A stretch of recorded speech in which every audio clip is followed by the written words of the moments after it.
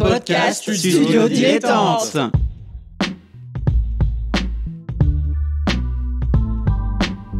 Donc ce que vous proposez comme d'habitude, c'est de la poudre de perlimpin. La République, c'est moi. Et je ne me laisserai jamais entraîner par un opportuniste dans cette voie-là. Allez, rangez vos mines boudeuses. Rangez vos discours de rageux. Restons polis, le podcast qui explique calmement la politique.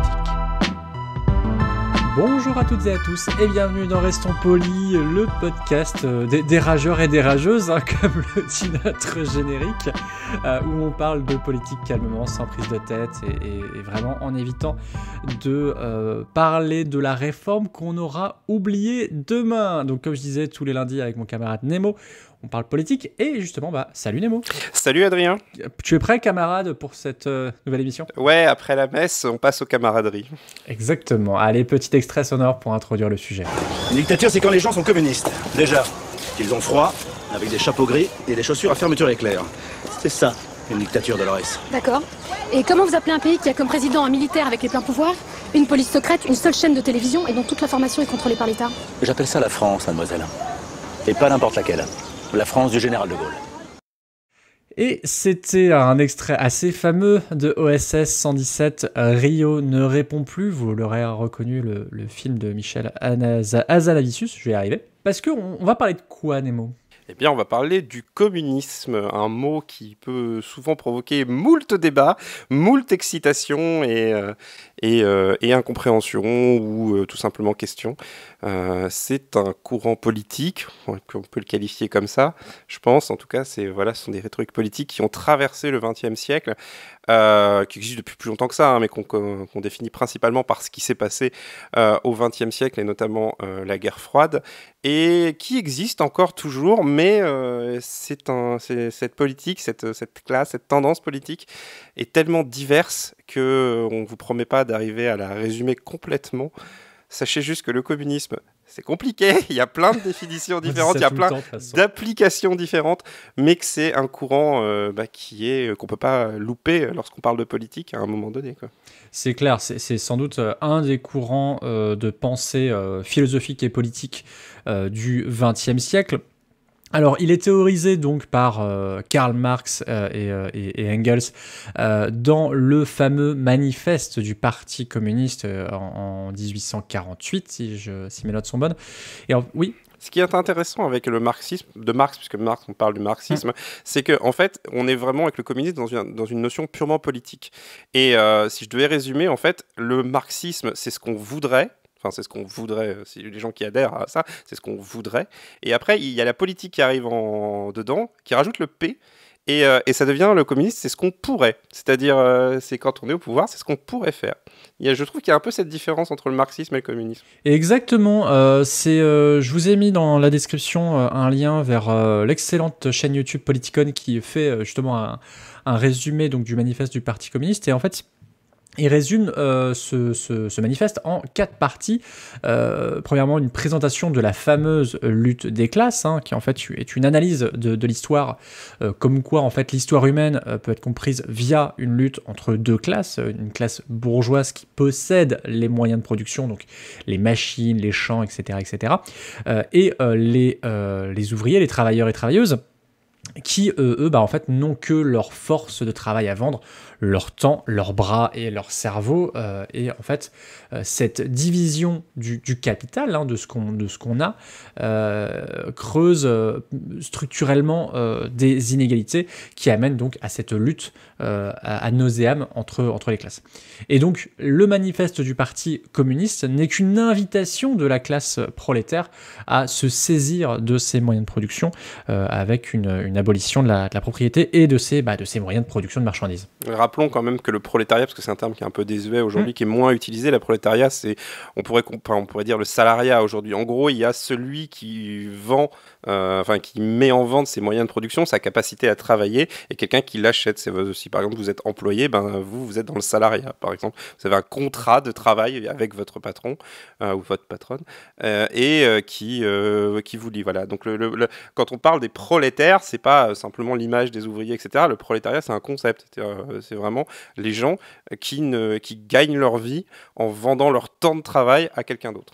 Exactement, c'est ça, c'est vraiment vendre sa force de travail, c'est comme ça que c'est employé. Et en fait, une fois qu'on a fait un peu cette analyse historique, philosophique ou idéologique, on arrive dans le manifeste à la partie un peu, entre guillemets, la solution, et c'est là où le politique arrive, c'est cette fameuse dictature du prolétariat, alors qui, en fait... il faut savoir que historiquement, ce courant de pensée est issu donc de l'internationale ouvrière, qui, alors, on ne reviendra pas dessus, mais c'est un peu comme l'Église catholique et le Concordat. Il y a beaucoup de vocabulaire qui est propre à les bolcheviks, les léninistes, le marxisme-léninisme, etc. Il y a beaucoup de concepts. On va pas essayer on va pas vous en abreuver, mais il faut quand même en avoir quelques-uns.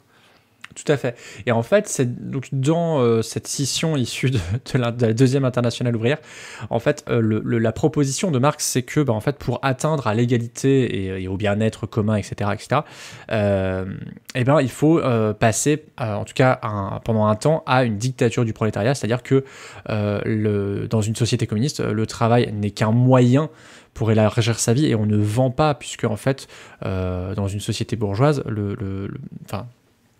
le travail accroît le capital du bourgeois.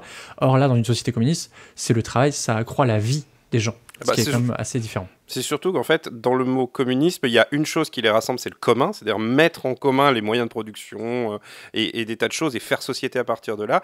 Et également, ce qu'est le communisme, c'est une opposition au capitalisme. Parce que le capitalisme, c'est l'accumulation justement de capital, donc de la propriété privée, de la possession privée, et le profit, également faire du profit. Et le communisme, lui, prend le chemin totalement inverse. Donc c'est une manière de façonner la nature humaine des individus qui est complètement différente.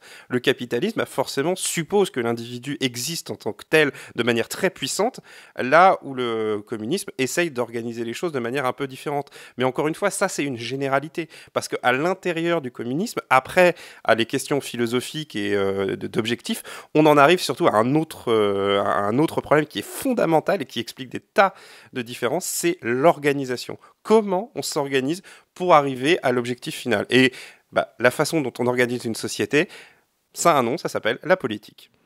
Exactement, et c'est vrai que globalement, ce qu'on peut retenir du manifeste du Parti communiste, c'est la proposition d'une centralisation des moyens de production, mais globalement du pouvoir, et par ce biais-là, en fait, peu à peu, à une destruction en fait de l'État, car l'État, pour les communistes, n'est qu'un outil bourgeois de domination. Ce qui est assez troublant, et tu as commencé à l'évoquer, c'est effectivement la diversité de moyens.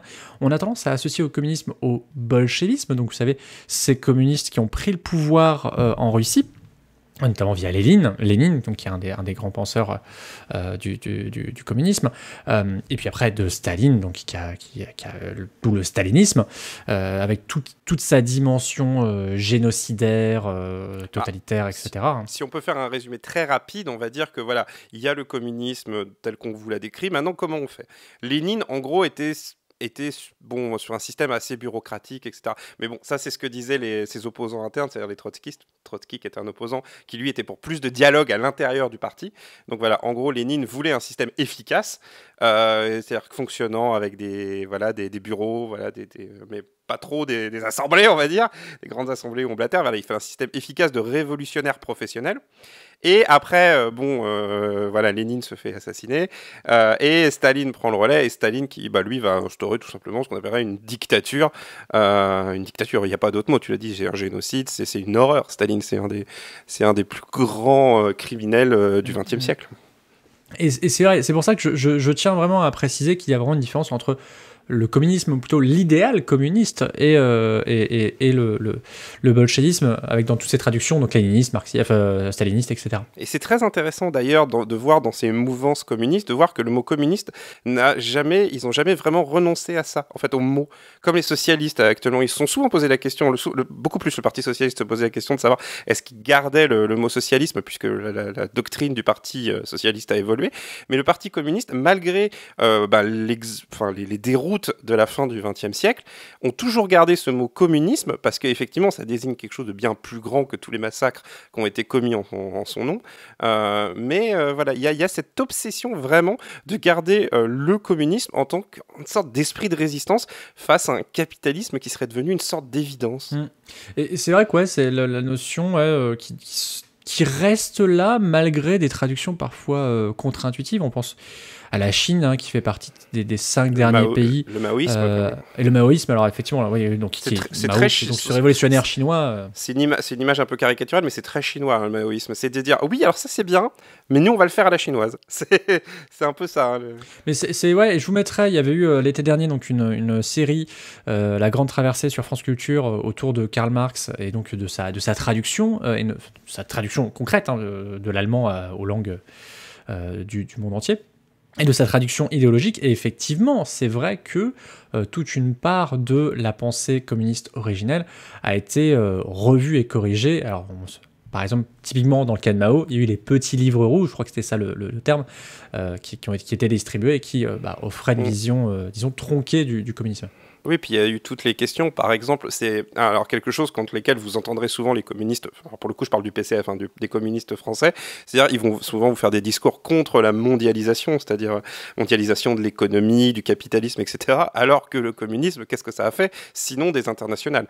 Et que les expériences, par exemple de Staline, l'expérience tragique historiquement de Staline, lui, c'était le communisme au sein d'un même pays. C'est-à-dire que non, mais en fait, on n'a pas besoin de faire la révolution dans le monde entier, la faire dans un seul pays, ça marchera très bien. Donc voilà, il y a vraiment dans le communisme vraiment des tas de structures différentes, des tas de pensées différentes, et il y a aussi du coup, au vu de cette histoire et au vu de ces expériences tragiques, forcément il y a d'énormes critiques, pour être gentil, même d'ennemis mortels du communisme. On ne va pas rappeler le macartisme aux États-Unis, par exemple, où c'était vraiment la chasse aux sorcières communistes, mais dite communiste aux États-Unis, le pays, on va dire, du capitalisme, et vous allez voir que tout de suite, c'est une franche opposition politique, parce que l'opposition politique, en tout cas entre des thèmes et des philosophies politiques différentes, c'est violent.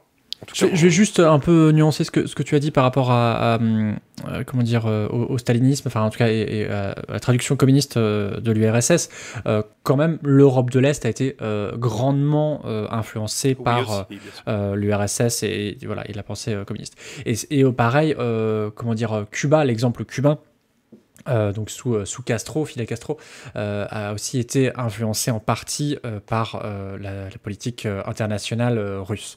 De même que les autres pays communistes qui existent, le Vietnam, le Laos, la République démocratique populaire Lao et la Corée du Nord sont très très intimement liés à la gestion internationale. Alors pour le coup plutôt dans leur région concernant la Corée du Nord, le Vietnam et le Laos, mais c'est assez intéressant de voir les frictions qui sont passées. Tu as évoqué par rapport aux États-Unis. C'est vrai qu'aux États-Unis, même ne serait-ce que le mot socialisme est compris comme un extrême. Il y a une enquête qui est tombée il n'y a pas plus longtemps. Je vais faire un peu de swing state là, mais il y a une enquête qui est tombée il n'y a pas si longtemps que ça, qui a dit clairement qu'en gros la stratégie des républicains, donc la droite, on va dire américaine, a été d'appeler socialistes tous leurs adversaires, peu importe lesquels, et que ça a superbement bien marché, en tout cas au niveau de la Chambre des représentants. Donc voilà. Il y a aussi le fait est que, et on insiste beaucoup là-dessus, mais c'est que les victimes et les familles victimes des dictatures communistes et des exactions des dictatures communistes, elles existent encore aujourd'hui, et aller parler à des gens qui ont fui Cuba, par exemple, de communisme, et tout de suite, il y a un réflexe immédiat de rejet, voire même beaucoup plus que ça, alors qu'on insistera peut-être pas jamais assez là-dessus, mais que le communisme, c'est différent à la base, c'est pas, ça veut pas dire une dictature forcément. Il y a des dictatures qui ont effectivement se sont revendiquées du communisme et qui ont à la base été une révolution, voilà. Et mais voilà, c'est une notion qui est extrêmement complexe. On le dit ça tout le temps, mais alors là vraiment sur le communisme, quand vous commencez à vous intéresser, en plus avec tout le charabia et les termes qui nous arrivent principalement de Russie, ça commence à devenir complexe. Mais ce que je veux dire par là, c'est que s'il y a des gens aujourd'hui en France qui continuent à se revendiquer du communisme, notamment je pense au PCF, mais ils n'ont pas pour but d'instaurer une dictature en France. Ils essayent, eux, de défendre un courant philosophique qui est le leur et qui est principalement une opposition au capitalisme, d'autant plus dans l'incarnation telle qu'il est actuellement. On pourrait même parler de néo-communisme en quelque sorte. Et tout à fait, il y a plein de traductions, on parle aussi d'anarcho-communiste, etc. Et je voulais justement, alors là on arrive à la fin de l'émission, mine de rien, je voulais t'interroger sur justement les traductions concrètes, enfin plutôt modernes du communisme, parce que dans les années 80, on a vu s'effriter peu à peu au fil des ans le communisme, et notamment en France, le communisme a été quand même jusqu'à 25% des votes dans certaines présidentielles. Première force de gauche. Et ouais, donc, alors déjà, qu'est-ce qui s'est passé? Pourquoi ça s'est effrité? Et qu'est-ce qui a survécu? Alors, ce qui a survécu, c'est que l'idéal communiste, on va dire, il est tellement puissant à travers l'histoire internationale qu'il ne mourra jamais vraiment. Enfin, je veux dire, il a marqué tout le XXe siècle, donc c'est impossible de se débarrasser de tant et tant et tant d'années d'histoire et de tant d'expériences différentes, de le tuer dans l'œuf. On ne peut pas tuer une idée comme ça. Après, en France, ce qui s'est passé, c'est tout simplement qu'il y a eu un tournant à droite. Il y a eu un tournant économique à droite qui a été suivi par la société, qui est encore suivi à l'heure où on parle. Et voilà, c'est tout simplement les communistes en France, en tout cas le Parti communiste en France, a perdu la bataille des idées. Il ne convainc plus, il convainc moins, il convainc plus, mais voilà, c'est la vie politique en quelque sorte. Alors je dis pas que c'est un processus totalement juste et que voilà, mais concrètement, si je devais résumer, je pense que c'est juste ça, ils ont perdu une bataille depuis 83. Je pense que ce sera un jour, il faudra qu'on parle de Robert Hue.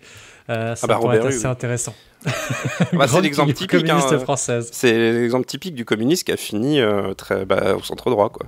Merci beaucoup Nemo. Merci Adrien. Comme on le disait, on te retrouve dans Swing State et on se retrouve tous les deux avec JB dans À Gauche Toute. Tiens, serait-ce communiste comme podcast? Je vous laisse écouter, je vous laisse deviner. On remercie évidemment Suzy Q pour le générique, on remercie YouPod qui nous permet de mettre ce podcast sur YouTube, et on remercie évidemment PodCloud qui nous permet d'avoir un flux RSS. Et évidemment, vous, toutes celles et ceux qui nous écoutez et qui propagez la bonne parole, n'hésitez pas à faire tourner. C'est de très bon goût de le faire.